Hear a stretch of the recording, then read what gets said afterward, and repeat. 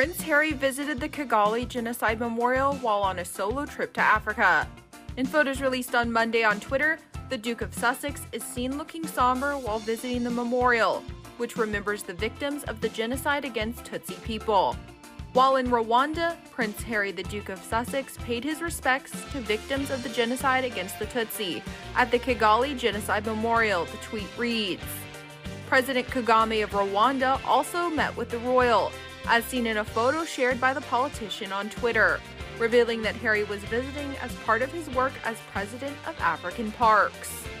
It was revealed last week that Harry had made an unannounced solo trip to Africa in order to highlight wildlife conservation.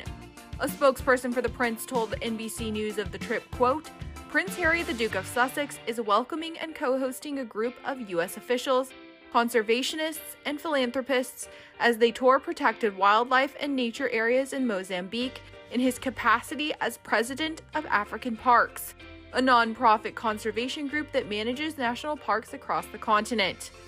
Harry's surprise trip comes after it was announced that he and his wife Meghan Markle will be in Britain in early September for a series of charitable events. Harry last returned to his home country with Meghan and their 2 children for the Queen's Platinum Jubilee in June.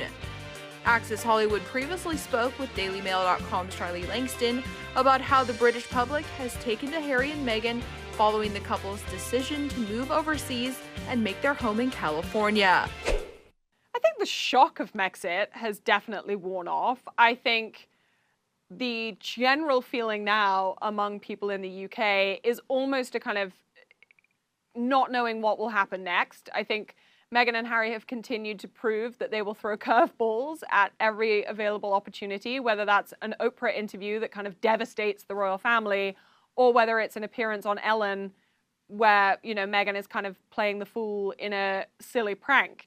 So the shock, yes, definitely worn off, but the apprehension is still there. I don't think anyone knows what they're going to do next, and that still means there's a little bit of fear within the royal family, especially.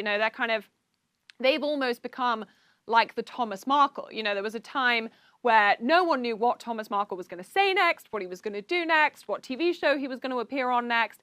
And I think Harry and Meghan have now kind of prompted that same feeling in the UK, and especially within the royal family. And I can imagine that behind closed doors, Buckingham Palace's most senior advisors are still very nervous about what the 2 of them could say next. We obviously know that Harry is planning on writing a book, and there is a huge amount of fear about what might be written in those pages. So we just have to wait and see.